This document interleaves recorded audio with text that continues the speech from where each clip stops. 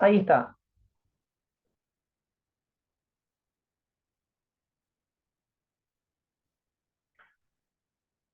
Sí, efectivamente, no lo había visto así, como dice Silvia, pero es verdad, la trascendencia tiene relación con la seidad, porque mientras la inmanencia hace referencia a que Dios está presente en todo lo que Él crea, presente, la trascendencia se refiere que es un atributo que si bien Él está presente, puede distinguirse o puede tener una distancia o trasciende a todo lo que Él creó. ¿Bien?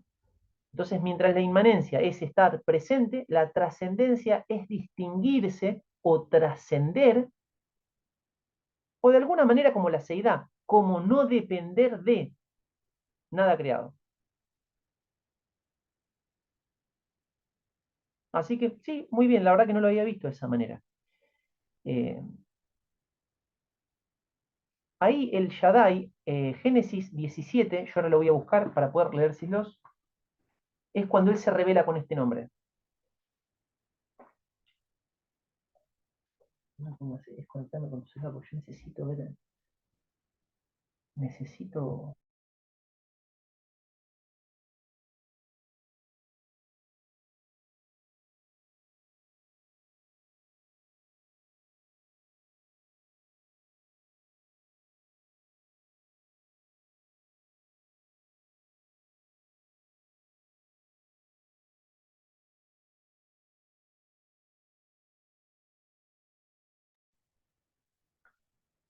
Génesis 17, verso 1.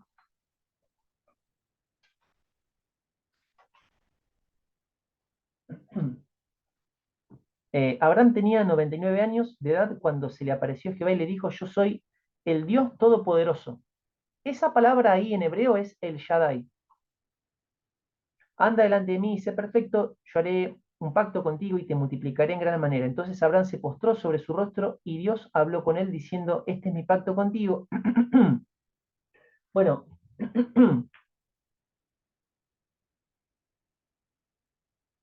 convengamos cuando Dios se revela a Abraham con este nombre, fíjense, hay todo un contexto.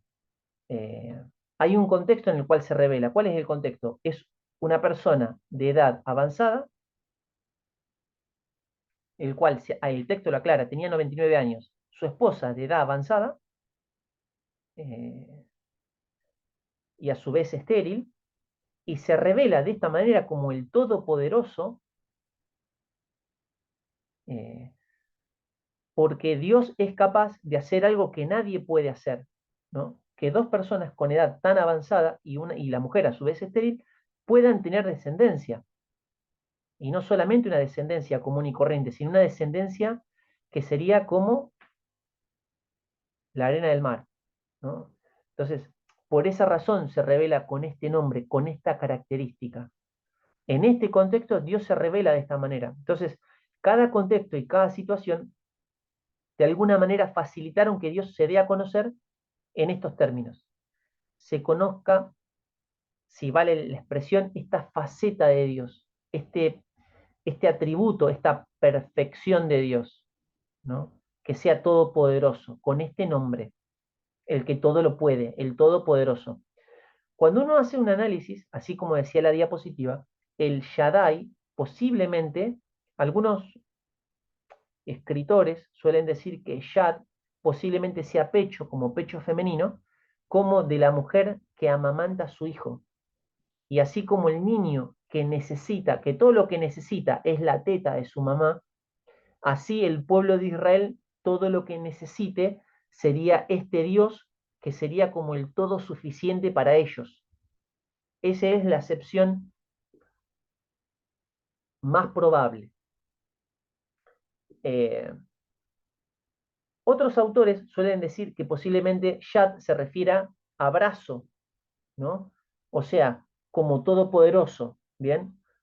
Pero si ustedes lo analizan o lo investigan, van a encontrar mayormente que se refiere como a pecho femenino, ¿bien? Como el todo suficiente, como que todo lo que el niño necesita es la teta de la mamá, de la misma manera el pueblo de Dios, todo lo que necesita está en Dios, ¿no? Es un poco la idea que quiere transmitir este nombre de Dios, ¿bien?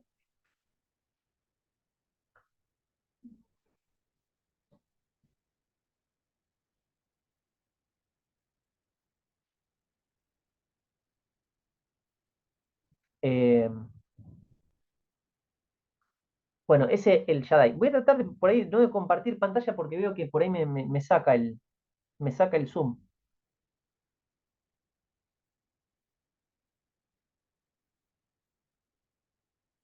Eh, bueno, vamos a hacer ahí un pequeño parate. Son las 8 menos 10.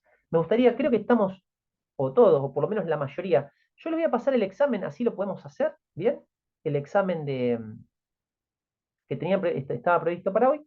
Eh, yo les voy a pasar el link ahí al grupo de WhatsApp.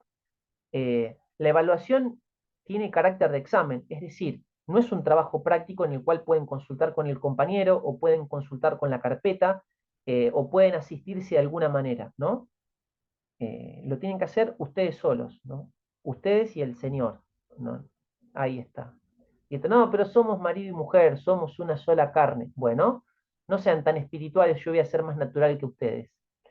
Uno por cada uno, ¿bien? Siempre hay algún espiritual, somos una sola carne. Bueno, no, es uno. El año pasado, recuerdo, estaba tomando esta materia a otro grupo de hermanos eh, y habíamos llegado a ver temas que no vimos con ustedes todavía, como el tema de la inmanencia, es decir, que Dios está presente, tan presente que de hecho a nosotros nos habita. No lo vimos con ustedes, lo tenemos que ver ahora después del examen. Inhabitación de Dios se llama eso. ¿Dónde habita Dios? Antes en templos, en arcas, en tabernáculos. Ahora, ¿dónde habita? En el corazón del que cree, ¿no? Lo llevamos incorporado a Dios. Eh, bueno, Juan 14 dice eso, ¿no? Vendremos y haremos morada en él. Es una realidad, ¿no? No es algo poético o romántico, es una realidad. Dios nos habita, estamos habitados por Dios. No lo vimos con ustedes. El año pasado se lo estaba tomando algunos hermanos, ¿no? Y dos hermanos, una pareja, se recopiaron los hermanos. Se recopiaron. O sea, en la teoría lo tenían re claro, que Dios los habitaba, que estaban habitados por Dios, pero en la práctica, ahí se corta. Bueno,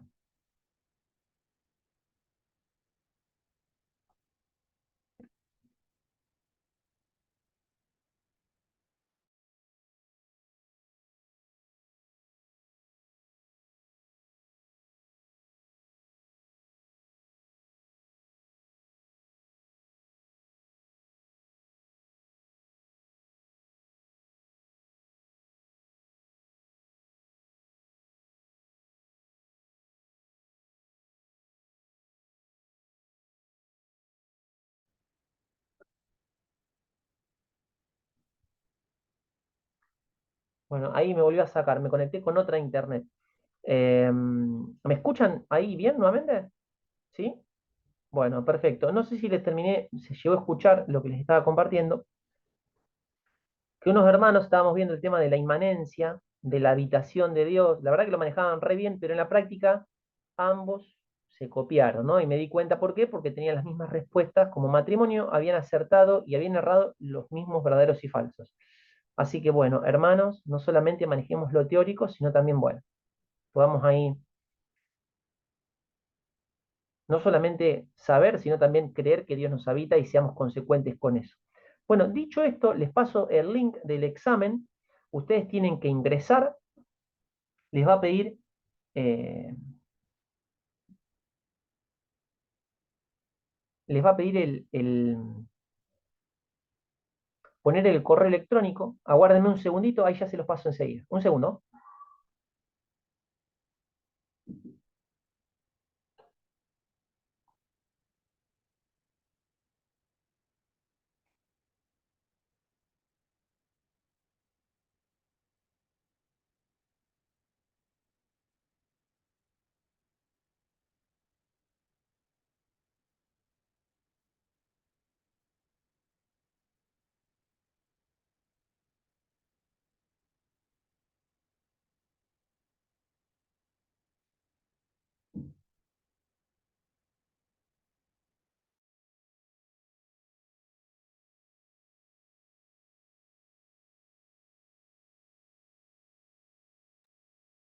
Bueno, traten de ingresar ahí al link y si tienen alguna duda, el examen es de rápida resolución.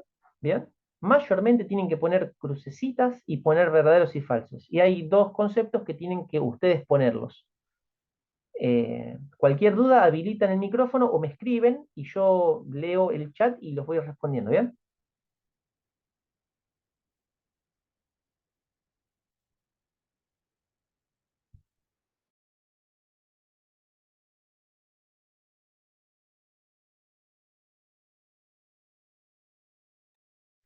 No tienen un tiempo determinado para hacerlo, ¿bien?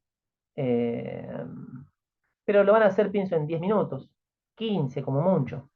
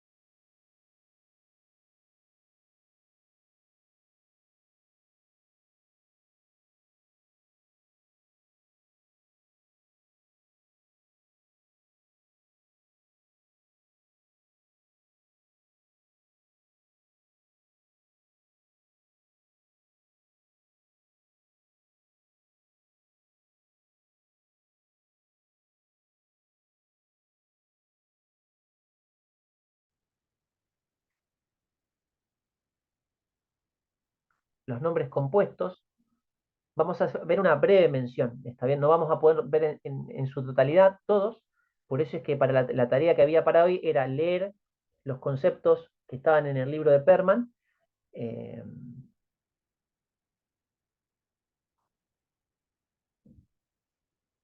no, esa no era la tarea para hoy, la tarea para hoy era, disculpen, lo que pasa le había cambiado al último momento, eran los atributos de Dios para hoy. Lo de los nombres creo que era para la clase anterior, creo. Eh, por ahí en realidad el problema de memoria es porque en realidad yo la carpeta la tenía y la tarea planificada de una manera y con ustedes sobre la marcha lo fui modificando porque me fui dando cuenta que no llegaríamos a verlo en clases, ¿no? Por eso es por ahí el delay o el problema de memoria. ¿Bien? Ahí voy a compartir pantalla, cualquier cosita, bueno, en cuanto me permita el anfitrión compartir, voy a compartir, yo mientras tanto, si no, voy a hacer mención solamente. Ahí, bien, de Dios se revela como el Elión. El Elión, bien, se revela ahí en Génesis, por primera vez, Génesis 14:18.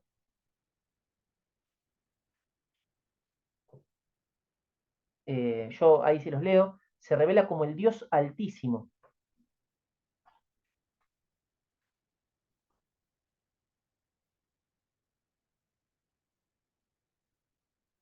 El contexto es el siguiente, es el encuentro entre Abraham y Melquisedec, cuando dice, eh, entonces Melquisedec, rey de Salem y sacerdote del Dios Altísimo, sacó pan y vino y lo bendijo diciendo, bendito sea Abraham del Dios Altísimo. El Elión es el nombre en hebreo, que traducido sería Dios Altísimo, se revela ahí en Génesis 14:18, se los menciono porque en realidad no puedo proyectarles la diapositiva, ¿bien? Y también en el Salmo 78. Indica a Dios eh, como el que desde arriba es el poseedor de todos los bienes del cielo y de la tierra.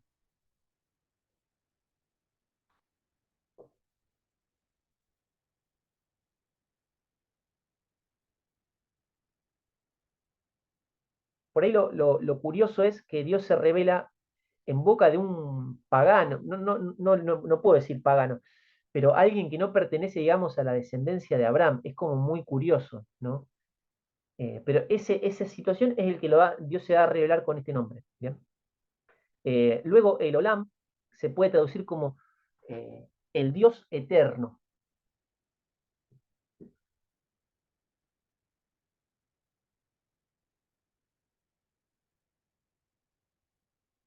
Bien, si le pueden decir a Giovanna si me puede habilitar, sería mejor, así ustedes pueden ver las diapositivas, porque si no, así, de manera verbalista, se van a perder y por ahí van a...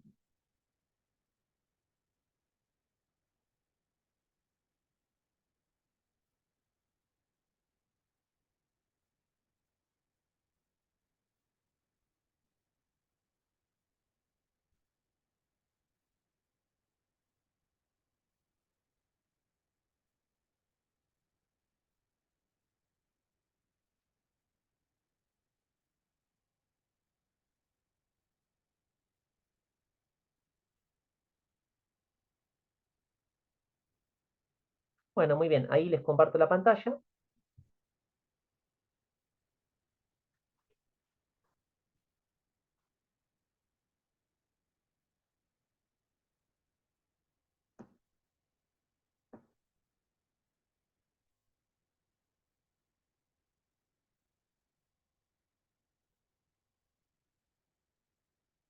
Luego, eh, dentro de los nombres compuestos, se llaman compuestos precisamente porque está Jehová o Jehová, Elohim, por ejemplo, aparece por primera vez ahí en Génesis 2:4. Yo ahí se los leo.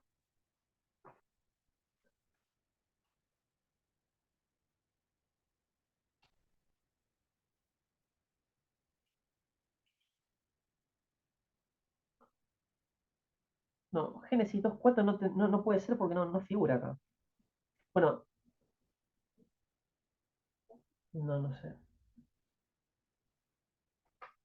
Eh, bueno, quedo en chequeárselos porque me parece que hay. ¿Cómo?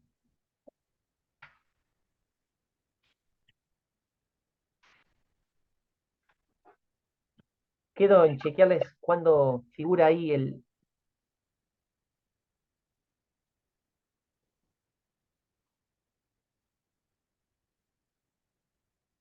Adonai Jehová. Bueno, esta combinación aparece por primera vez ahí en Génesis 15, verso 2.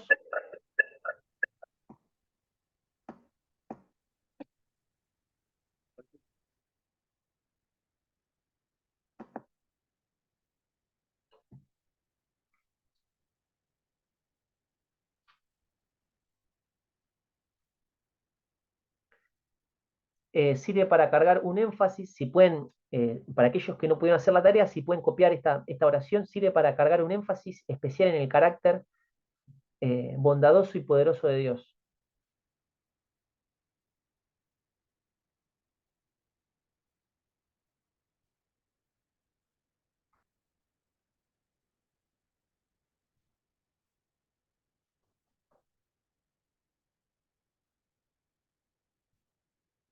Luego está Jehová, se pronuncia Sabaoth o Jehová de los ejércitos. Cuando ustedes consulten bibliografías, por ejemplo, como la de Louis Berkhoff, esta expresión de Jehová de los ejércitos, la pregunta es, ¿de los ejércitos de qué? ¿O qué clases de ejércitos? ¿Bien? Entre las diferentes interpretaciones que hay, si se refiere a ejércitos humanos, si se refiere a las estrellas del cielo, o si se refiere a ejército de ángeles, ¿bien? La interpretación posible, o quizás más posible cuando uno chequea las escrituras, eh, se refiere a ejércitos de ángeles, ¿bien? Yo ahora no me voy a poner a describir bien los fundamentos, pero cualquier cosita pueden chequear en el libro, en el PDF del libro de Louis Berkhoff que yo les había pasado, estas tres posibles interpretaciones. La que tiene por ahí un poco más de fuerza sería ejército de ángeles, ¿bien? Vamos ahí al continuar hablando de los nombres compuestos de Dios, esto de manera rápida, solamente como para que tengamos una mención. Jehová Rafa significa Dios sana. El contexto en el que Dios se revela con este nombre fue en Éxodo capítulo 15, verso 26, que fue un contexto donde el pueblo de Dios murmuraba respecto a las aguas amargas de Mara. No sé si se acuerdan la historia, ¿bien? Pero en ese contexto, Dios sana las aguas y se revela con este nombre de murmuración. Después más abajo, Jehová Nisi significa Dios es nuestra bandera o nuestro estandarte. Éxodo 17, verso del 8 al 15. Es un contexto de batalla, bien contra Amalek.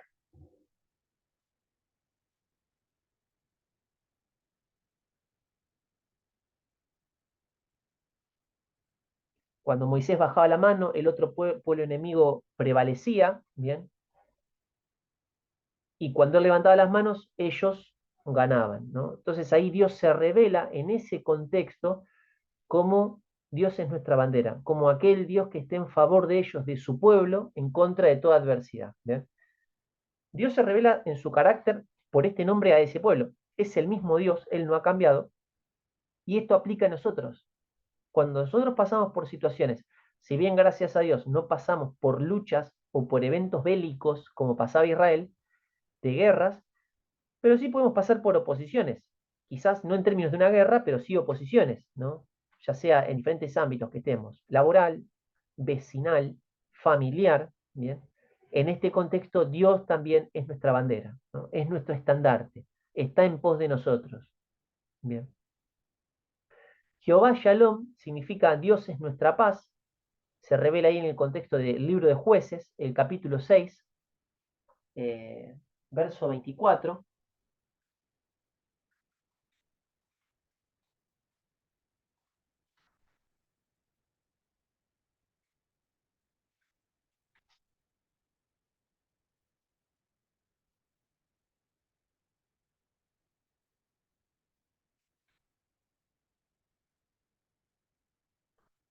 En el contexto de la toma de Jericó fue eso, ¿no? Siempre tenemos que tener presentes cuál es la faceta, el carácter de Dios que se revela mediante el nombre, ¿no? En este caso Jehová Shalom, en un contexto de toma. Recordemos todo el contexto de ir a tomar una ciudad, ciudad de gigantes, eh, todo lo que esto representaba, los muros, la tensión, la oposición, ¿bien? En ese contexto Dios se revela como un Dios de paz. Jehová Ra, que es Dios es mi pastor, el Salmo 23, ¿no? Jehová es mi pastor, Reina Valera dice, y nada me faltará. Eh, Otras versiones, como por ejemplo NBI, dice, eh, y nada me falta. Estoy leyendo ahí los chats. Silvia me dice si podría ser Génesis 2:9. Puede ser. En realidad, tengo que chequearlo con una Biblia hebraica, ¿bien? Porque en español figuran como Dios, dice directamente Dios la traducción.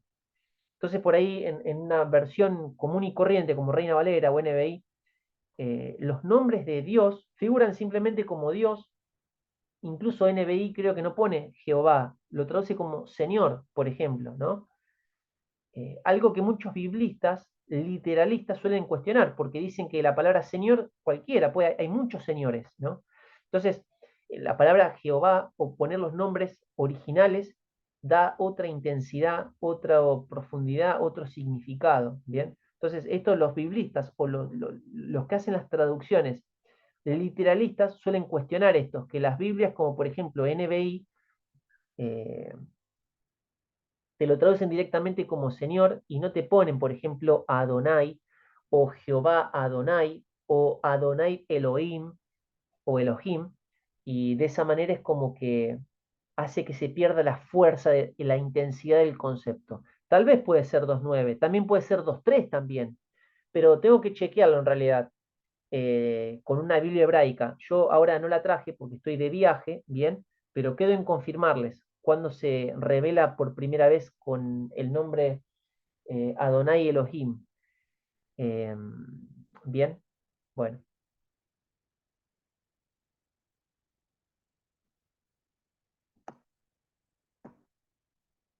Jehová es mi pastor y nada me falta, dice NBI. No, nada me faltará. Reina Valera dice nada me faltará.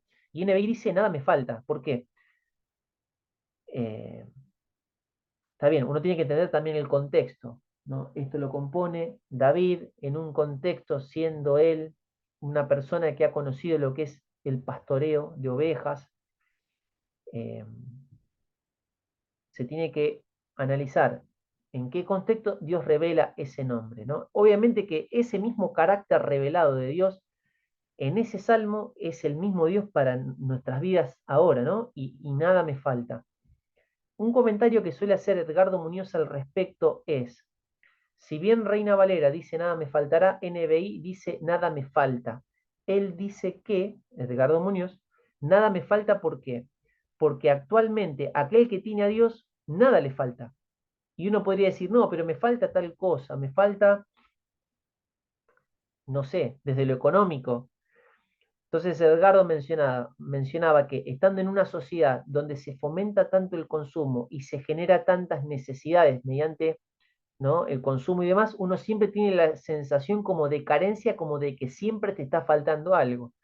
Entonces él decía que en definitiva uno tendría que chequearse si aquello que uno entiende que le está faltando verdaderamente le falta. Bien. Y uno dice, bueno, pero podría ser más feliz con una TV de 48 pulgadas, de 96 pulgadas para ver los partidos de la de la Copa América 2024. Y como uno, no sé, o sufre porque no se puede cambiar el auto, o sufre porque, bueno, ¿no? Teniendo sustento y abrigo, ¿no? Contentados, dice ahí el apóstol Pablo. Primera de Timoteo, eh, capítulo 6. Eh, si bien es muy largo el tema de hablar de las cuestiones económicas, no nos da el tiempo para hacerlo en este contexto, ¿bien? Pero Dios se revela como Jehová Ra, o sea, Dios es mi pastor y nada me falta. Jehová Sikenu significa Dios es nuestra justicia, ¿no? Ahí en el libro de Jeremías, capítulo 23, verso 6. Analicen ese texto. ¿Cuál es el contexto? No me voy a detener porque no vamos a llegar, sino con el contenido para hoy. Jehová Sama, Dios está presente, Ezequiel 48:35. Si por ahí no llegan a copiarlo completo, lo que pueden hacer es hacer una captura de pantalla o sacar una fotito al PowerPoint. Ah, ya es recreo. Bueno, bien, no me quedaba claro porque algunos me pusieron en el chat 20 y 40 y otros me pusieron 21 horas. Bien, pero bueno, si quieren, tomamos el recreo ahora, no es problema. ¿Hasta qué hora sería el recreo? ¿20:50 hasta qué hora?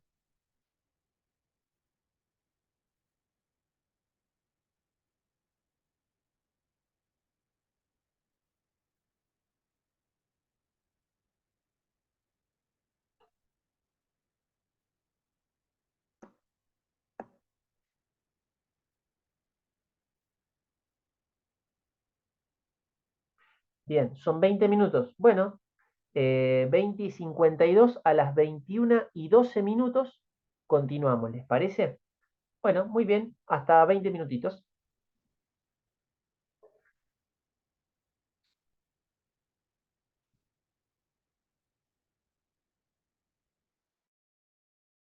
Nuevamente,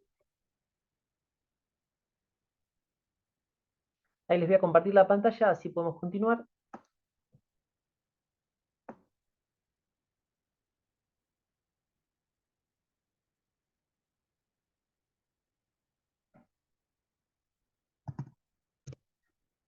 Mm. Ah, ¿ustedes están viendo la reproducción por una pantalla grande entonces ahora? Porque me comentaba Marita que se estaba por terminar la batería. Bueno, yo por ahí pensaba, porque tenía pensado compartir algún video, estuve viendo las grabaciones de clases anteriores, o de la clase anterior, quiero decir, que al compartir video por ahí se pierde la calidad de la proyección, hay un delay entre la voz y el video, y esto es un tema. Quizás por ahí sea mejor directamente si ustedes si se podría proyectar directamente en la pantalla grande donde ustedes están viéndolo, me parece que sería mejor. Digo, a quien está como anfitrión se lo podía compartir, no sé si está Giovanna, me parece, y creo que sería mejor, me parece, ¿no? Yo ahí cualquier cosa le paso el videito a Giovanna como para que, sí, va a ser mucho mejor porque, vamos a ver,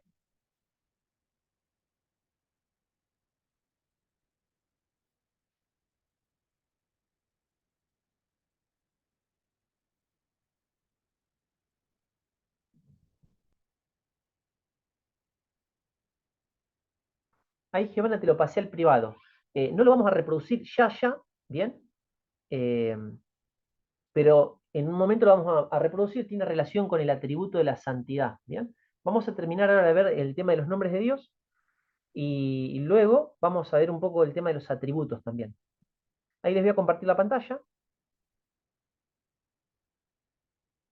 Eh, Creo que hemos llegado hasta acá, hasta Jehová Sama, me parece, si no me equivoco. Jehová está presente. Ustedes cualquier cosita me confirman.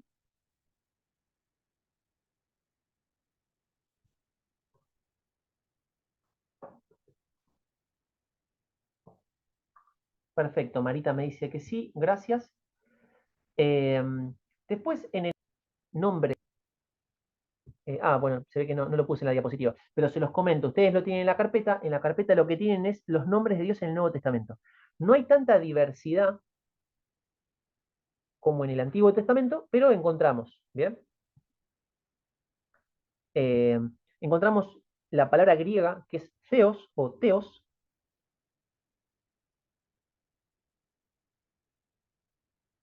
eh, y esa palabra, si bien yo ya lo mencioné en la clase anterior, la palabra teos viene de theos y tiene origen en Zeus o Zeus, que era el dios del Olimpo. Por eso a algunos judíos les resulta impropio la palabra teo o la traducción que es Dios en español para hacer referencia al Señor porque tiene un origen, según lo que ellos entienden, como un origen pagano del griego Zeus, que era una mención al dios del Olimpo, el dios de los paganos, Zeus.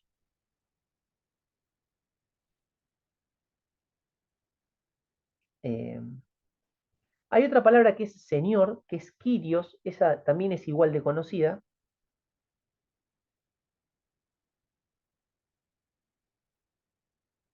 que es más o menos, sería como el equivalente a la palabra Adonai de hebreo, ¿bien? Solamente que en el Nuevo Testamento se menciona en griego como Kyrios.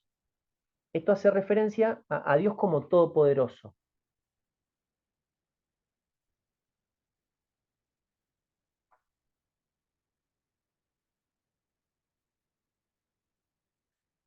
Y por último, Padre,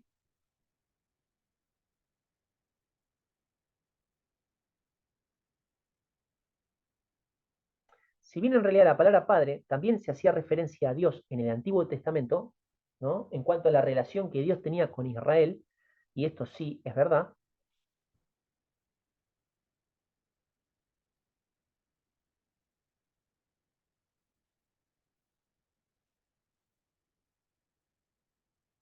Eh, bueno, ahí Luis me comentaba que falta Jehová, Jehová Jireh. Bueno, ahí ya en breve voy a hacer una mención.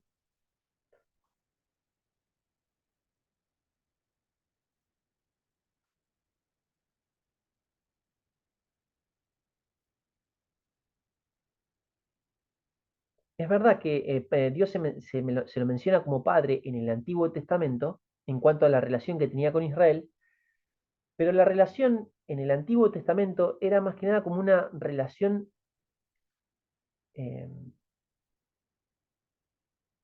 como por así decirlo, corporativa, con el pueblo en general.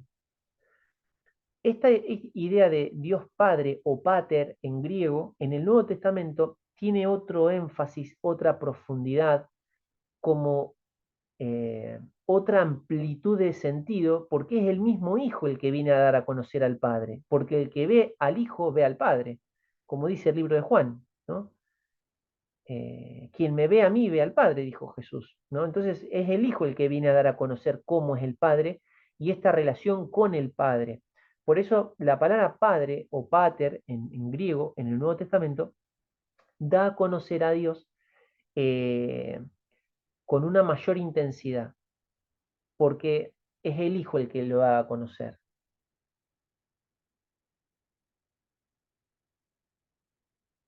Y otro dato interesante es que no toda la creación puede llamar Padre a Dios. En términos amplios sí, pero en términos propios del concepto como Padre, como dice Juan capítulo 1, verso 14, aquellos que le han recibido, les ha dado la potestad de ser llamados hijos de Dios. O sea, si vos no le recibiste, no podés, toda la creación, o sea, toda la raza humana no le puede llamar Padre. ¿Por qué? Bueno, porque están viviendo de espaldas a Dios, son enemigos de Dios, dice Romanos.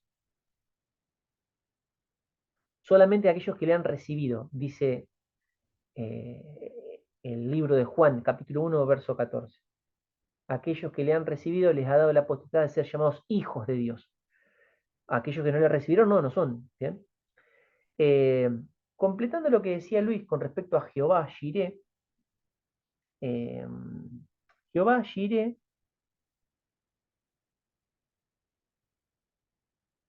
Dios se da a revelar como el Dios que provee. Génesis 22, verso 13.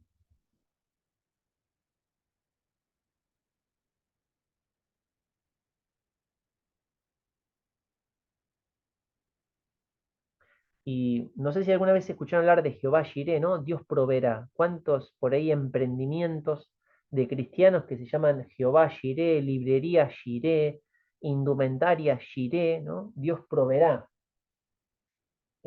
Y cuando uno ve el contexto eh, en el que Dios se revela con este nombre, Dios proveerá, es en el contexto cuando Isaac le pregunta a Abraham, ¿y dónde está dónde está el cordero? ¿No? O sea, van de camino a hacer un sacrificio a un lugar elevado, y le pregunta por el sacrificio. ¿Dónde está el sacrificio? En su inocencia, ¿no? ¿Dónde está el sacrificio? Bueno, y Abraham ahí le dice, Dios proveerá. En ese contexto se revela en hebreo, es Jehová Jireh, ¿no? Le provee para qué? Para el sacrificio. ¿Para qué? Para la entrega, para la adoración. Actualmente es como que lo circunscribimos solamente a conceptos muy económicos, ¿no? Y no digo que eso también tenga una aplicación, pero tiene otro significado en el contexto del sacrificio cuando Abraham va a sacrificar a su único hijo, ¿no? Y luego de ahí es como considerado, bueno, amigo de Dios, o no, más que amigo de Dios, como el padre de la fe.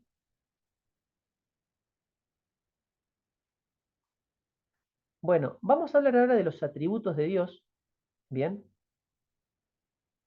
Me gustaría que veamos la diapositiva.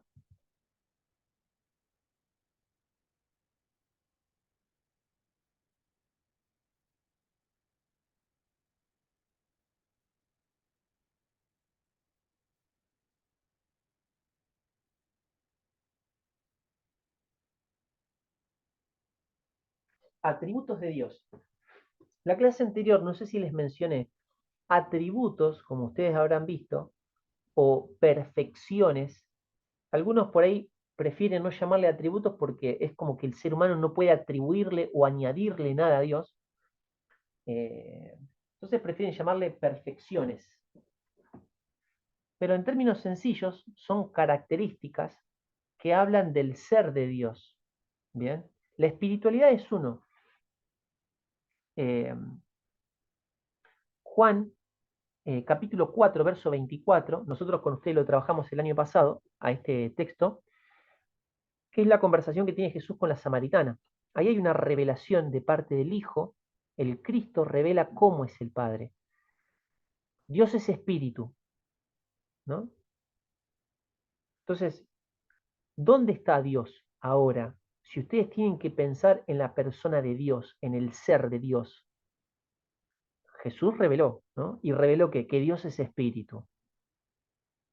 Es decir, un espíritu no puede ser contenido por un lugar. Eh, Dios es espíritu. Para entender bien también en cuanto a este atributo, uno tiene que analizar o interpretar en contexto qué es lo que provoca esta revelación, cuál fue el contexto de esta revelación. Yo lo conversé con algunos de ustedes el año pasado en el libro de Juan, pero solo para rememorar, ¿bien? La pregunta sería, ¿cuál fue el contexto que provocó esta revelación? La samaritana le pregunta a Jesús y le dice, eh, ¿dónde adoraremos? ¿En este monte o en aquel? Y en ese momento Jesús dice, no es ni en este ni en aquel, porque la hora viene que Dios buscará adoradores en espíritu y en verdad, porque, bueno, es necesario que le adoren. Dios es espíritu, haciendo referencia a que no tenés que ir a un lugar físico para adorar, porque a Dios no lo limita un lugar físico, porque Dios está por doquier, porque Dios es espíritu. En definitiva, la adoración no se circunscribe a un lugar elevado, a un monte, a un templo, a un lugar construido por manos de hombres, sino que no es ni en este monte ni en aquel, dijo Jesús. Es en espíritu, es decir, como Dios es espíritu y no está limitado por un lugar físico, estar por doquier, precisamente esa es la idea, que la adoración es mientras uno vive, donde uno esté, en cualquier lugar donde esté, en tu trabajo, en la calle, en el colegio, bañándote, viendo televisión, donde sea. Dios es espíritu, ¿no? ¿Está bien que en una reunión de creyentes invitemos a Dios? ¿Escucharon esta frase? Yo sé que esto pasa en San Nicolás solamente, ¿no? Allá en González Catán no. Pero, Señor, te damos la bienvenida y te invitamos para que vengas. eh, y bueno, y ven a habitar entre nosotros, ¿no? Incluso y hasta se le canta, y bueno, ven a habitar, y eh, no sé, bueno, en fin, y tantos conceptos semejantes a esos. Pero ustedes, ¿qué piensan? Si Dios es espíritu y Dios puede estar, y de hecho está en todos lados, ¿por qué es espíritu? ¿Será que está bien decirle a Dios que venga? O como se le suele cantar, a veces ven a habitar, y bueno, y no queremos una visita, y ven, y decirle al Señor que venga, y decirle al Señor. eh, yo sé que evidentemente son expresiones poéticas o expresiones figuradas, ¿bien? Que uno a veces dice estas cosas, ¿no? Y, bueno, Señor, vení acá, eh, o no nos dejes, o quédate con nosotros, como si Dios se fuese, ¿no?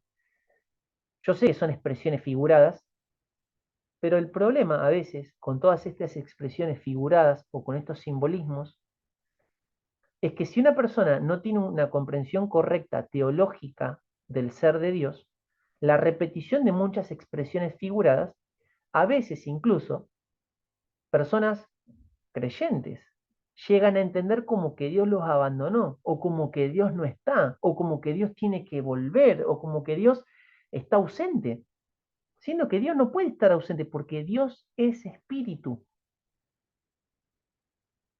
Dios es espíritu.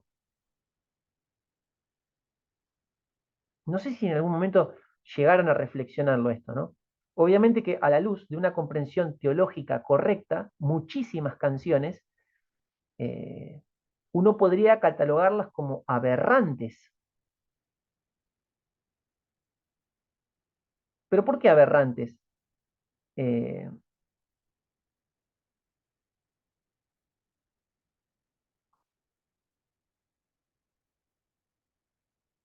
bueno, ahí Gustavo Silvia dice que bueno, que Dios está, bueno, que su expresión está mal porque está en todas partes, no hace falta que lo invitemos porque Él está.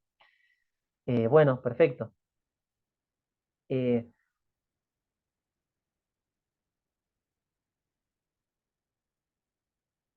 pero ¿por qué digo como aberrantes? A ver, a, a ver si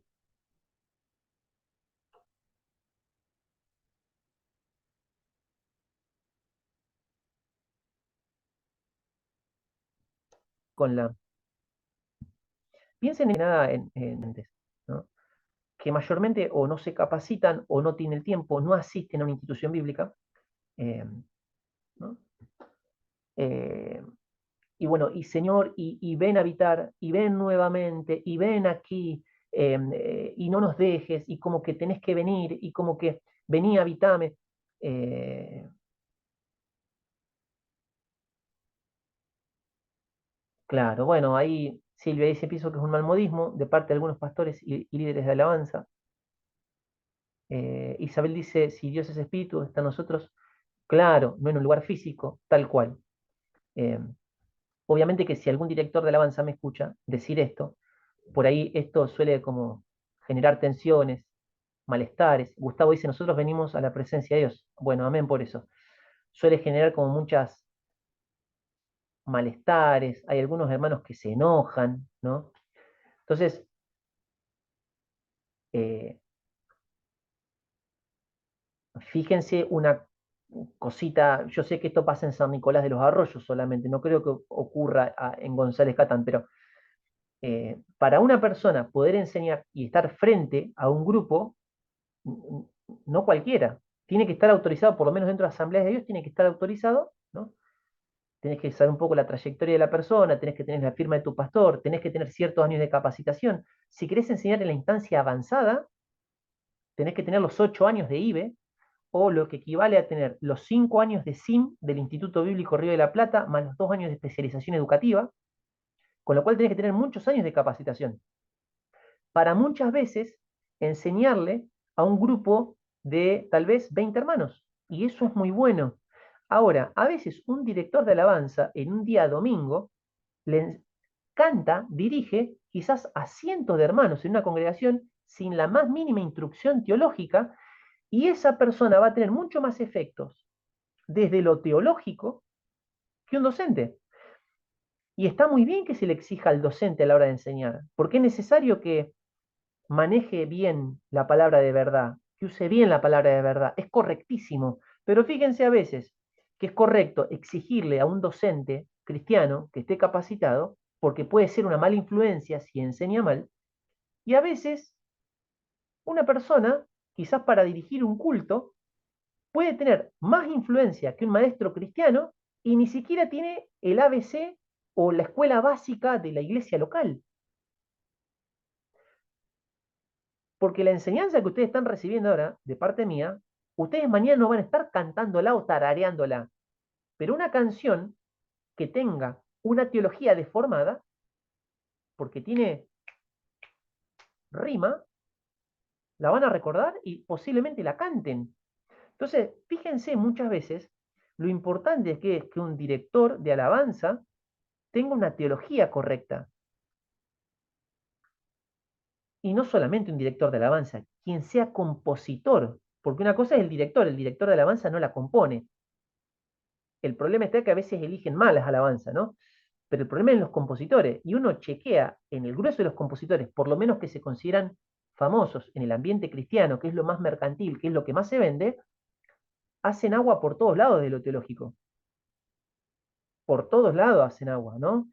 Y abrí el cielo ya está abierto, ¿no? Pero vení y descendé, el Señor ya descendió, no tiene que descender, vení a habitar, ya estás habitado, ¿no? Y hay un montón de conceptos que si vos te pones a chequearlo y lo chequeas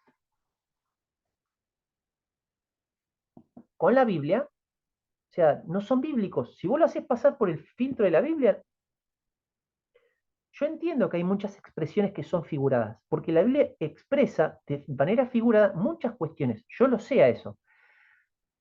Pero solo por un momento piensen en esto. Una persona que no tiene formación teológica y tiene, y lo voy a hacer en términos ilustrativos, tiene la cabeza vacía de conceptos bíblicos teológicos respecto a la persona de Dios. Y la persona consume música que tiene muchas expresiones figuradas, expresiones figuradas, expresiones figuradas, expresiones figuradas. Todo eso, el vacío teológico lo empieza a llenar ¿con qué? Con canciones. Y con canciones empieza a hacerse una idea de la persona y del ser de Dios. Sobre una persona que la compuso, que seguramente no sabe teología, que puede ser muy romántica o muy artística, pero de teología dudosa. Ahora, eh, piensen, y yo pienso mucho en los jóvenes sobre todo, que son generaciones muy musicales, que no tienen instrucción teológica, instrucción bíblica, se hacen un Dios según lo que consumen en las teologías musicales, que es un Dios que viene y me da besitos y me besa con su boca y que estoy en el regazo y que yo soy suyo, yo soy de él y nos agarramos de la mano y voy al aposento y voy estoy en el regazo y un montón de expresiones que no voy a hacer un análisis de la música cristiana, pero se los comento para que puedan ver cómo a veces eh, podemos hacernos o nos podemos formar una proyección mental de un Dios que no tiene características bíblicas. Los atributos de Dios muestran las características de Dios, ¿no? Y la espiritualidad es uno. Dios es espíritu, es decir, no está limitado por un lugar físico. Me encantaría seguir reflexionando esto, ¿no? Del tema de, pero no nos da el tiempo, nos vamos a quedar sin tiempo para el próximo contenido. Pero solamente se los comparto para que puedan reflexionar, ¿no? Me gusta una frase que utiliza Paul Washer, es un hermano de los bautistas del sur de Norteamérica, es misionero, evangelista, que dice que muchos cristianos se hacen una imagen de Dios no conforme a las características bíblicas, sino conforme a las proyecciones mentales que ellos tienen. Entonces, nosotros podemos creer en Dios, pero tenemos que tener una perspectiva correcta de las características o atributos de Dios. Eso se revela en la Biblia. Por eso esta teología sistemática 1 nos enseña a ver los atributos y las perfecciones de cómo es Dios. En principio Dios es espíritu, ¿bien? Digo en principios porque, bueno, vamos a ver otras características. Antes de seguir, ¿nunca escucharon, hermanos, que dicen, porque yo oro, pero mis oraciones no llegan ni al cielo raso, como que Dios no me escucha? Esa persona lo que tiene que saber es que Dios es espíritu y aparte vos estás habitado por Dios. Esto lo dice Juan capítulo 14, ¿no? Vendremos y haremos morada en él. También Pablo dice en las cartas, y Cristo mora en abundancia mediante la palabra, habite en abundancia en vosotros. Entonces, el cristiano que a veces suele decir expresiones como estas, bueno, Silvia dice, profe, por eso es importante que los que dirigen la alabanza deben tener conocimiento teológico. Sí, no hay duda ninguna de eso. Eh, incluso, eh, de nuevo, reflexionen en esto, pongan atención que la persona que dirige alabanza va a tener más influencia que un maestro cristiano, porque el director de alabanza posiblemente esté todos los domingos dirigiendo, y con música, con ritmo. Un docente cristiano solamente lo vas a ver de vez en cuando y si vas al instituto bíblico. Si no vas, ni te enterás. Entonces va a tener más influencia un director de alabanza que un docente cristiano en muchas oportunidades. Porque otra cosa, para ser docente cristiano, para llegar y que te habiliten y que te autoricen, tenés que tener muchos años de capacitación. Y eso es correcto, me parece que esté bien. Pero para dirigir alabanza, muchas veces cantás lindo, cantás bonito, bueno, vení, vamos a entonar y te pones, y el que canta, y algunos interrumpen la canción y se ponen como a ministrar, comillas, comillas, ¿no? Y te empiezan a decir cosas, y entre todas esas cosas, bueno, habría que ver qué es correcto y qué no. Pero bueno, nosotros estamos acá para formarnos de una idea correcta de los atributos de Dios. ¿Bien? Eh, Pero digo, para cerrar la idea, ¿cuántos hermanos a veces dicen, Dios no me oye, Dios como que está lejos, como que mis oraciones como que no llegan? Y vos decís, ¿a dónde tienen que llegar? Si Dios lo tenés incorporado, inhabitación de Dios se llama eso, vos sos la habitación, si lo querés llamar de esta manera, vos sos como el tabernáculo en este tiempo de Dios, de manera individual y de manera corporativa, porque Él mora en la congregación de los santos, mora en este templo y en el templo que es la iglesia, el conjunto de los santos. ¿Está bien? Entonces, Dios es espíritu, Dios está presente. Eh, Hay un concepto ahí que ustedes tienen en la carpeta, que es el de infinidad. Yo solamente voy a mencionar, yo por eso les pedí que en sus hogares lo hagan. No me quiero detener mucho en esto de infinidad, pero infinidad se refiere etimológicamente a algo que no tiene límites. De hecho, Dios, no Dios es infinito, no tiene ni comienzo ni fin. Bien. Hay otra palabra que está muy relacionada con que es la palabra inmensidad. No sé si ustedes lo habrán puesto en la carpeta, pero yo se los mencioné. Es la palabra inmensidad, algo que es inmenso.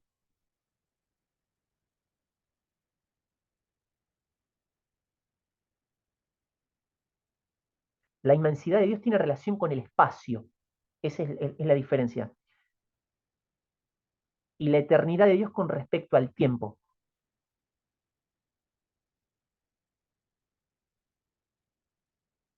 La inmensidad de Dios tiene relación con el espacio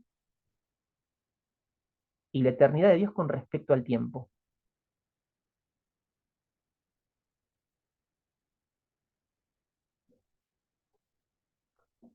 Ahí nomás. El próximo es el de la unidad. Bien. Dios es uno.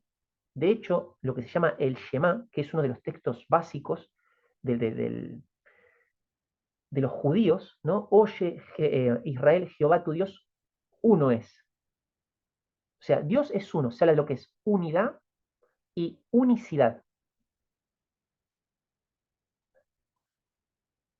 Unidad y unicidad. Es decir, unidad, uno.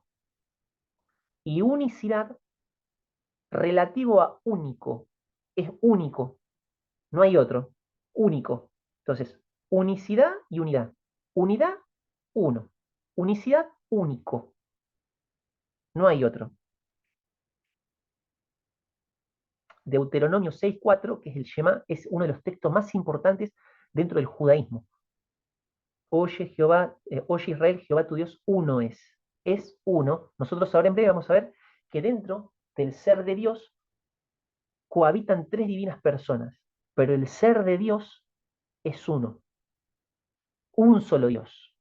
Y aparte de ser uno, es único. ¿Bien?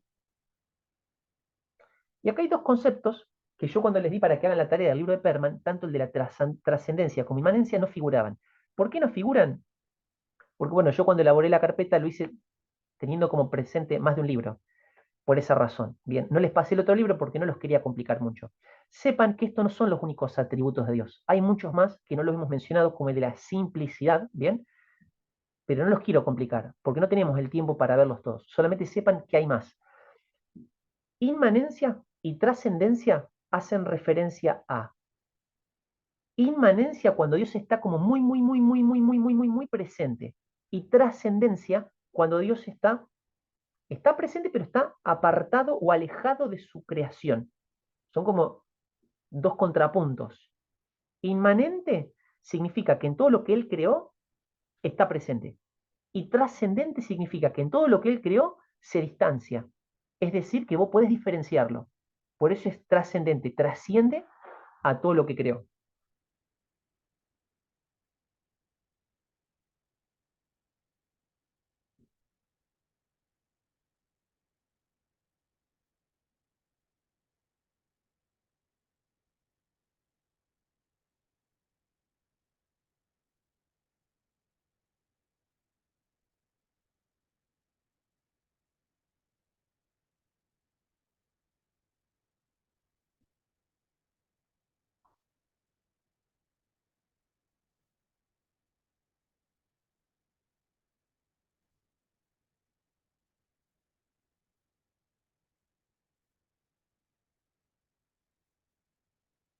O sea, la inmanencia es el hecho de que Dios está presente en todo lo que Él creó. Un ejemplo puede ser Jeremías 23-24.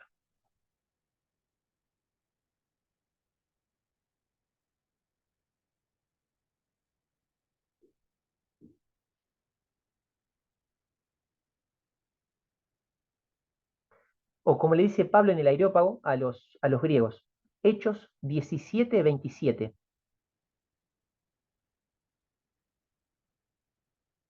Aunque ciertamente no está lejos de cada uno de nosotros, porque en Él vivimos, nos movemos y somos. ¿A qué se refiere con esto? Dios está presente, es una característica. En todo lo que Él creó está presente.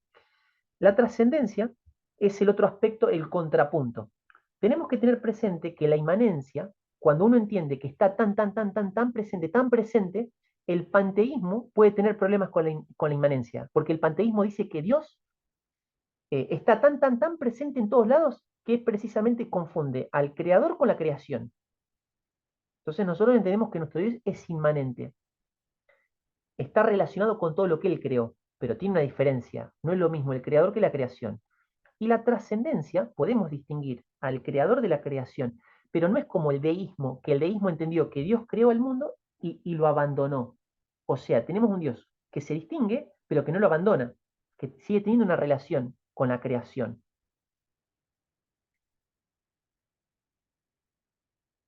Omnipresencia. Les hago una pregunta con respecto a la omnipresencia. Creo que había dicho una diapositiva, disculpen, miren, si le quieren sacar una fotito, está ahí publicado, discúlpenme, no me he dado cuenta. Esa es inmanencia, si le quieren sacar una foto. Les había hecho, en realidad lo había copiado así porque yo recordaba que ustedes no lo tenían.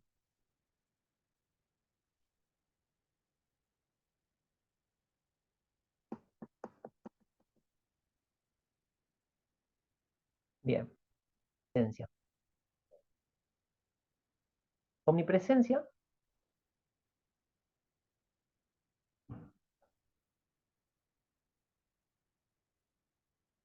les hago una pregunta. ¿Dios está en todos lados? ¿Qué les parece? Ahí Gustavo me hace fervorosamente que sí, y Luis también, y Silvia también. Bueno, ahí está muy bien. ¿Dios está en el corazón del ateo? Y ahora me dice que no, Gustavo. ¿Qué significa, Gustavo, esta contradicción?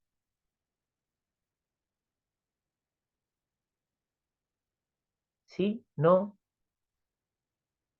Si Dios está presente en todos lados, según el atributo de la omnipresencia, según su espiritualidad, ¿está presente en el corazón de un ateo?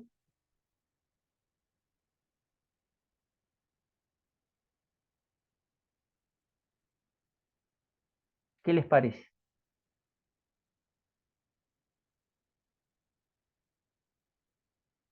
Otra pregunta. Si Dios está en todos lados, ¿está en el Seol? ¿Está en el infierno?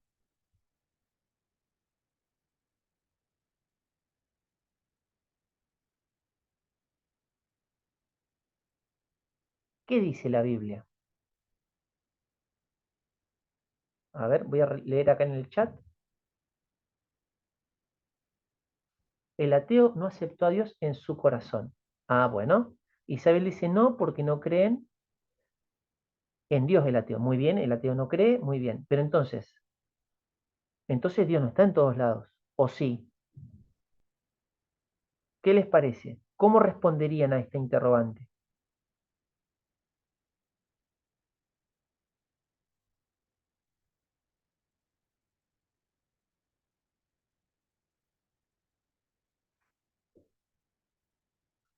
Bueno, están con caras de afligidos y de turbados.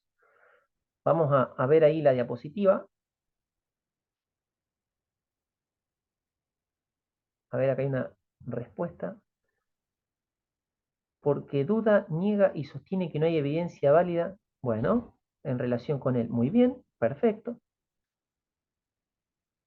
Vamos a ver ahí la pantalla.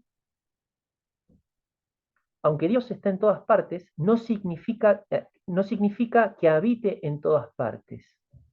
Solo cuando entra en relación directa con una persona o con un grupo de personas se dice que habita o vive en ellos. Este comentario es de Meyer Perman, es correcto, correctísimo. De hecho, con ustedes vimos, como ustedes bien dijeron en los comentarios, tanto Isabel, Gustavo, Silvia, el ateo, dice el Salmo 14 y el Salmo 10, el ateo dice en su corazón no hay Dios, ¿no? Y no está Dios en ninguno de sus pensamientos. ¿Dios está en todos lados? La respuesta es que sí, pero que esté en todos lados no significa que tenga una relación con Él. ¿Bien? Ahora otra pregunta. ¿Dios está en el infierno o en el Seol? El Salmo 139 dice, ¿de dónde me escaparé de tu presencia? Si subo, allí estás tú. Y si desciendo a lo profundo del Seol, también tú estás allí. Miren, Dios es omnipresente. No puede haber un lugar en el que Dios no esté. Es Dios. Pero sí es verdad, como recién les había mencionado, que el hecho de la relación que él pueda tener, como en el caso del corazón del ateo, o el hecho del Seol, o el infierno, es como también decía un maestro de mi congregación, allí está su ira, decía él, ¿no? Eh, Él está en todos lados porque es omnipresente, pero no tiene una relación personal con el ateo. Bien. Con respecto a esto mismo del Seol, el Salmo 139, lo pueden anotar, es el que da cuenta de lo que les estoy diciendo.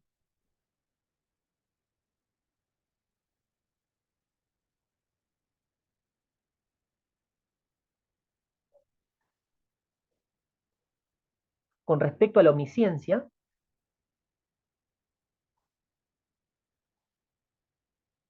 esto se refiere a omnisciencia a que todo lo conoce. Bien.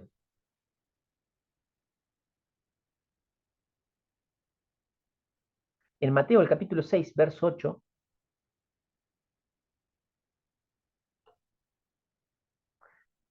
Jesús dice, vuestro Padre sabe.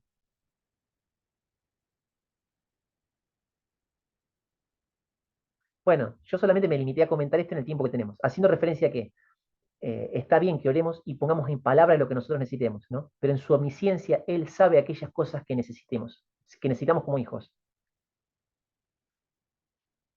Bueno, Luis comenta, pero no es poético el Salmo. Eh, Esto, Luis, con respecto a que a lo del... No, no, no. Sí, los salmos son expresiones poéticas, pero no significa por esto que no se revele el carácter de Dios mediante los salmos. Eh, De hecho, cuando uno lee los salmos, el salmista revela muchísimo, o como diría Paul Washer, los salmos tienen muchísimo en cuanto al carácter de Dios. De hecho, ustedes pueden prestar atención a lo largo de los salmos cuando lo estudien, lo lean, como dice, Dios es, dos puntos, mi refugio, Dios es mi roca eterna, Dios es mi castillo fuerte, Dios es mi esperanza, Dios es... eh, hay mucha teología en los salmos. Y con respecto a la expresión poética, lo que decís vos, Luis, sí es poético, porque es un género poético precisamente, eh, pero, pero literalmente es como dice el salmista, ¿de dónde lo voy a leer para no errarle? ¿De dónde me escaparé de tu Santo Espíritu? Fíjense, en estos términos lo dice, Salmo 139. Verso 7. ¿A dónde miré de tu espíritu? ¿A dónde huiré de tu presencia? Y este en el contexto de que estamos hablando de la omnipresencia de Dios. Si subiera a los cielos, allí estás tú, y si en el Seol hiciera mi estrado, allí tú estás. Si tomara las alas del alba y habitara en el extremo del mar, aún allí me guiará tu mano y me asirá tu diestra. Eh, bueno, ahí está. Con respecto a lo que plantea Luis, sería muy interesante, ya van a ver ustedes en su momento, Hermenéutica 2, que hace referencia a la interpretación de los géneros poéticos. Bien, para ver qué partes se interpretan de manera poética y qué parte de manera literal, y cuándo es poético y cuándo es literal. Entiendo que ustedes no lo han visto todavía. eh, Generalmente se suele ver normalmente en los programas de IBE en quinto año, se suele ver. Eh, Todo lo puede, ¿bien? Ahora les hago una pregunta. ¿Dios puede hacerlo todo? ¿Qué les parece?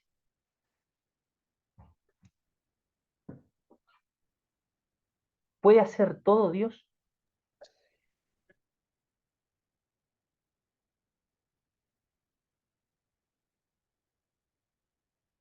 ¿Qué están comiendo, Luis, ahí? ¿Papitas fritas están comiendo o palitos? Es una cuestión de perspectiva. Lo veía gigante porque estaba justo tapando la cámara. Ahí está. Yo medio kilo de palitos están comiendo. No, se ve que una bolsita chiquita, pero en perspectiva lo veía como.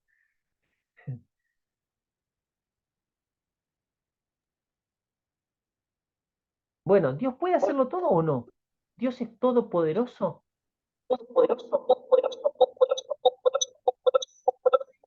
Bueno, Luis y Giselle dicen que sí. ¿Y Silvia? Yo no digo nada. No dice nada, Silvia. Bueno, muy bien, ahí está. Bueno, miren, ¿Dios podría pecar? Entonces no lo puede hacer todo. Entonces no lo puede hacer todo.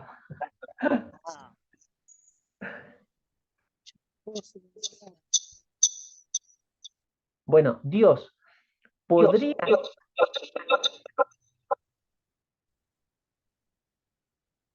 Dios podría,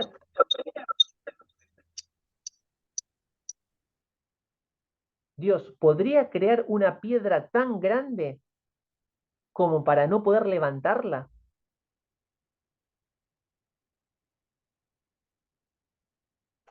Dios podría crear otro Dios como él.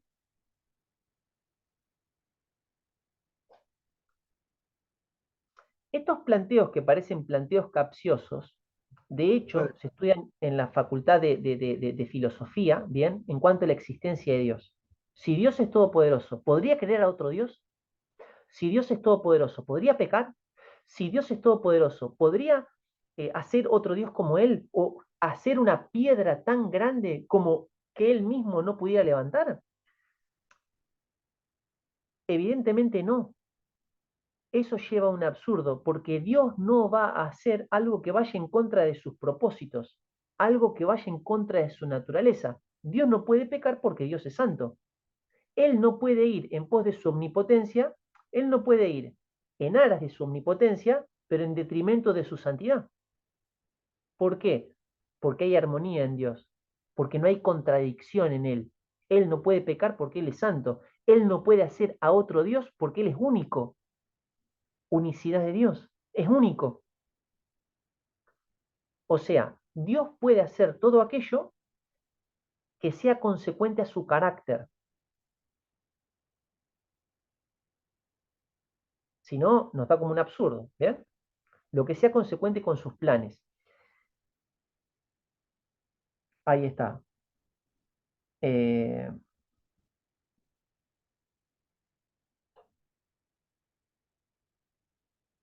En cuanto a sabiduría, Luis Berkhoff suele hacer una diferencia entre conocimiento y sabiduría. Mientras uno puede ser teórico, el otro mayormente está dado por la práctica. Luis Berkhoff comenta que incluso una persona sabia podría ser incluso una persona indocta. Vamos a la escritura, cuando se decía de Jesús, ¿cómo sabe este tales cosas sin tener letras? O también se decía esto de los apóstoles. Sin letras se refiere no a que era un ignorante, sino es que no tenía escuela rabínica. Entonces, Luis Berkhoff comenta que la diferencia entre conocimiento y sabiduría, mientras uno hace a lo teórico, el otro mayormente a lo práctico y a la hora de, como de tomar decisiones correctas. Dios es sabio precisamente Dios es sabio, les doy un texto como para que puedan poner, Salmo 19, 1, 7,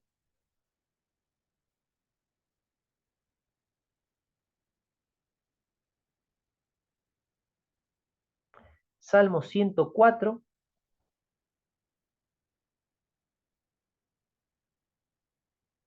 Salmos 33, verso 10 y 11. Y por último, Romanos 8, 28.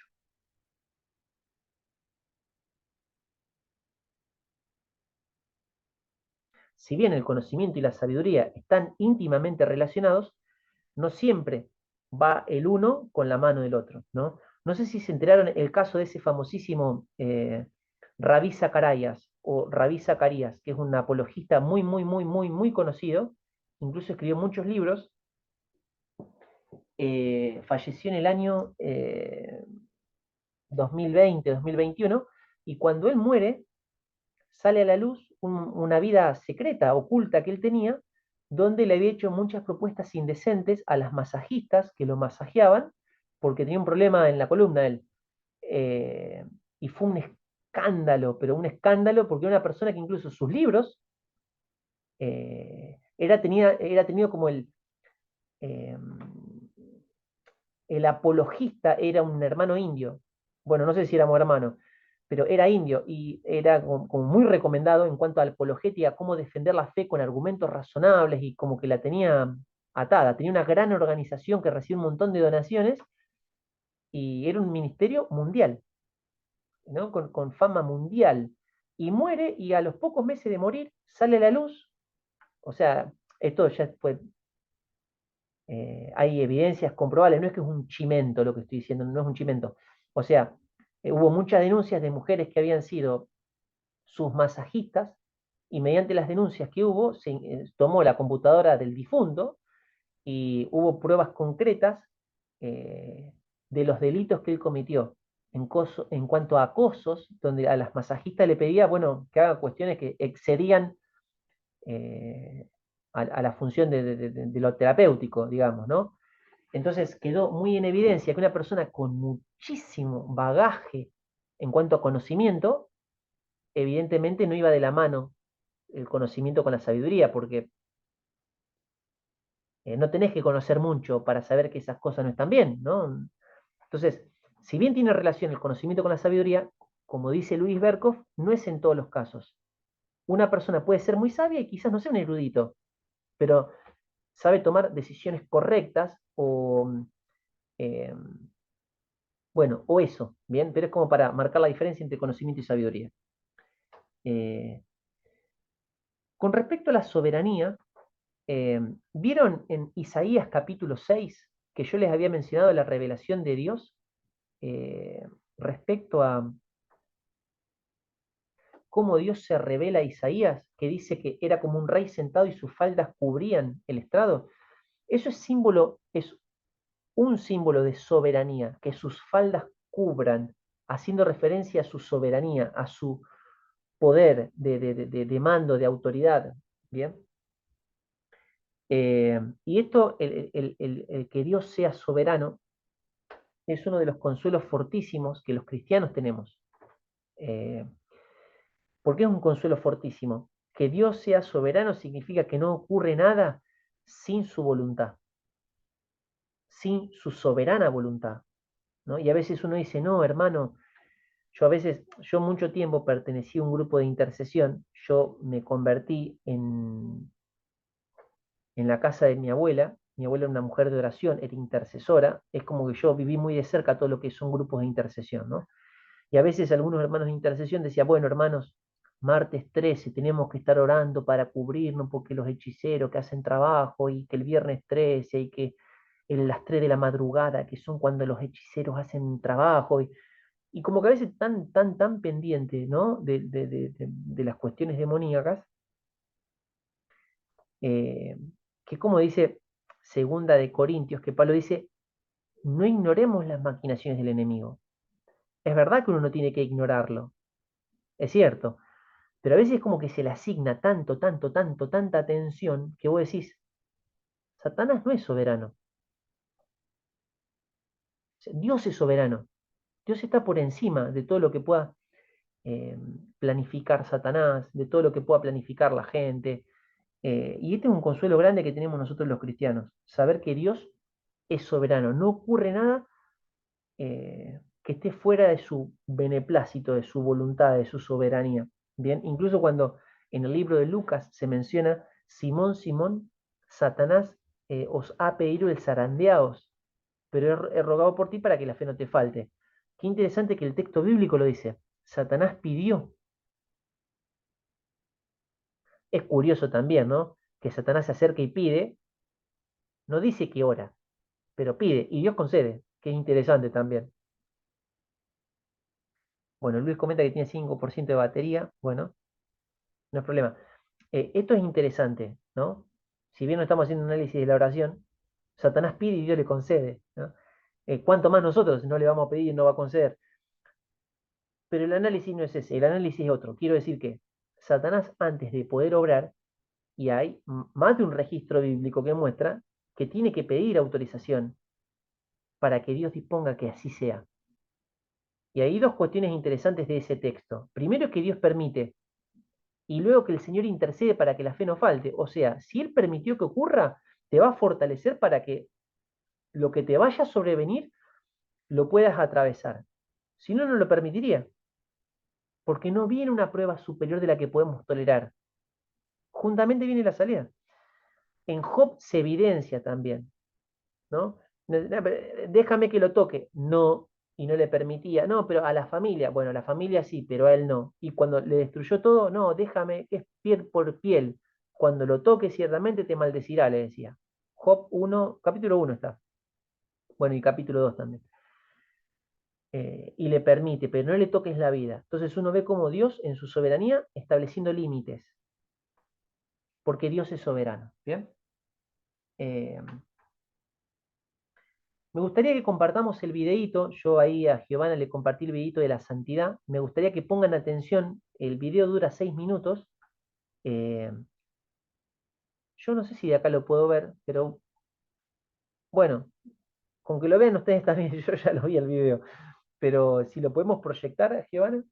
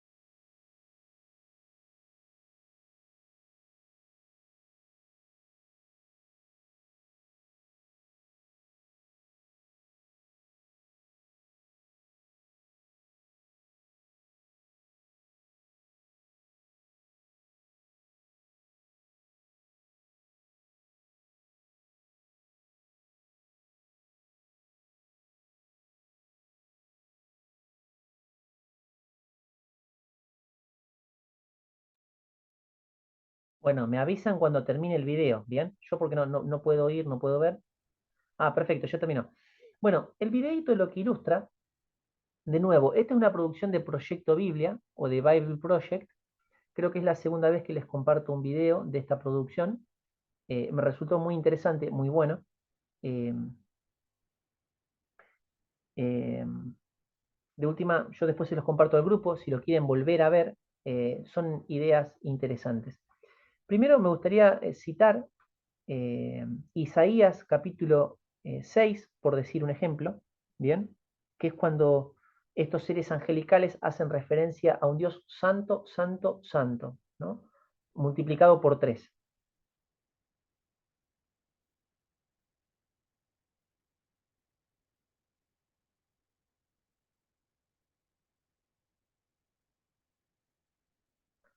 Eh, si bien, en realidad, como dice Samuel Pérez Millos, no significa que Dios sea más santo que amoroso, o más santo que justo, o más santo que bondadoso o misericordioso, pero hay una explicación por el cual se menciona 3 veces santo, santo, santo.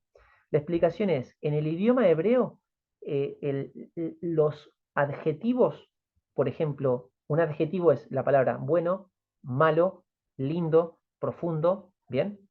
No existen palabras, adjetivos superlativos.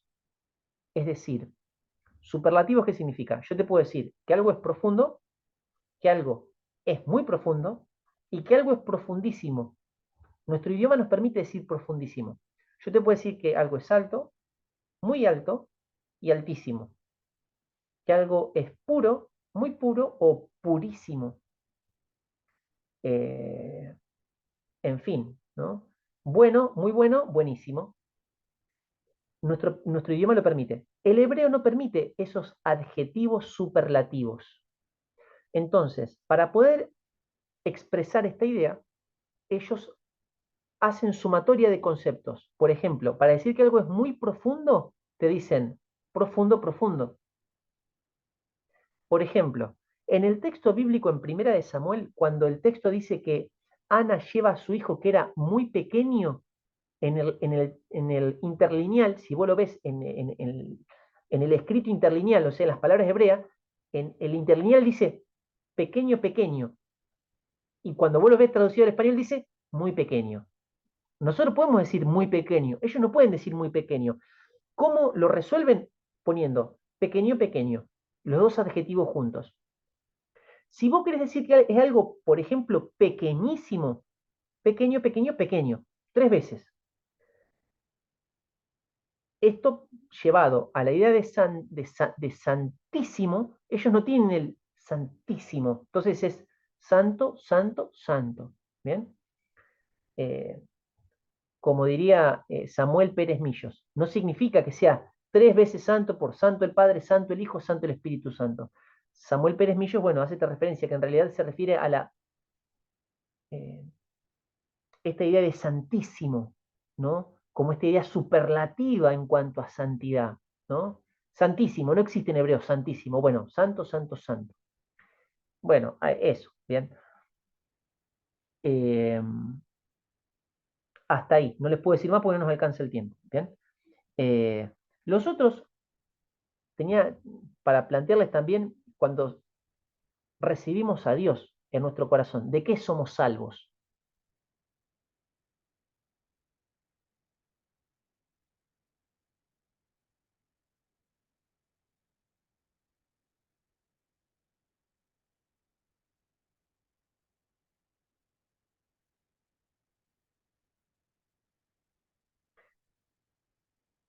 De la justicia y la ira de Dios. Bueno, perfecto.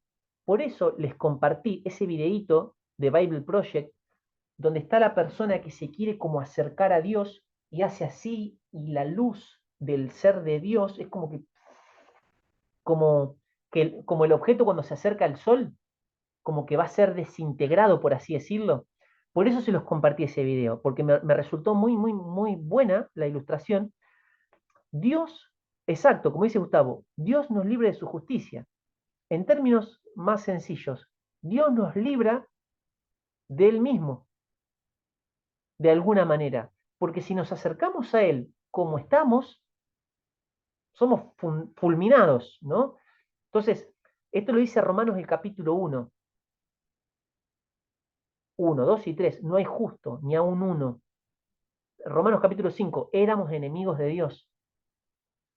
Eh, es verdad, somos salvos de qué, como dice Luis, de la justicia, de la ira. Este atributo de la justicia, la misma santidad despierta esta justicia y esta ira. Por eso menciono esto, ¿no? Por la santidad de Dios como característica, la justicia de Dios que despierta esta ira.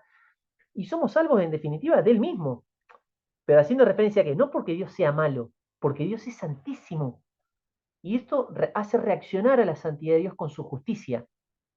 Pero obviamente no podemos dejar de hablar del amor, porque de tal manera nos amó que envió a alguien para que pague por la propiciación de todo eso, para que nos podamos acercar y tener una relación con Él. Por eso es un problema cuando uno enfatiza mucho en la justicia y no en el amor.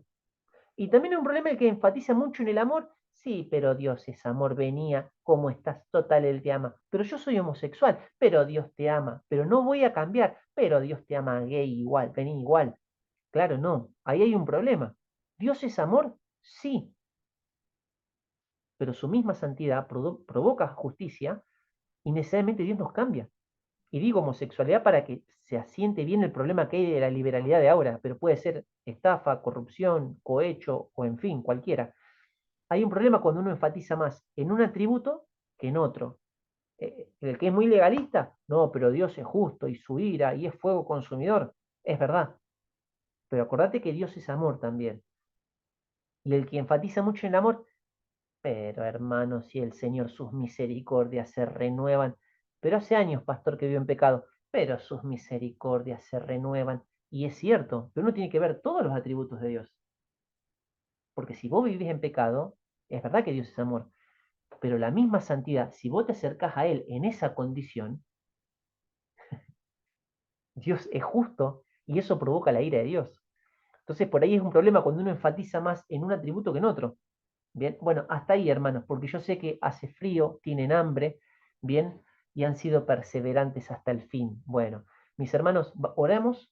La tarea número 4, les voy a mandar un audio, se las voy a describir detalladamente. Les pido nuevamente disculpas por no haber corregido. Lo que pasa es que tuve la oportunidad de tomar con mi esposa un par de días de vacaciones y bueno, no quisimos dejar pasar la oportunidad.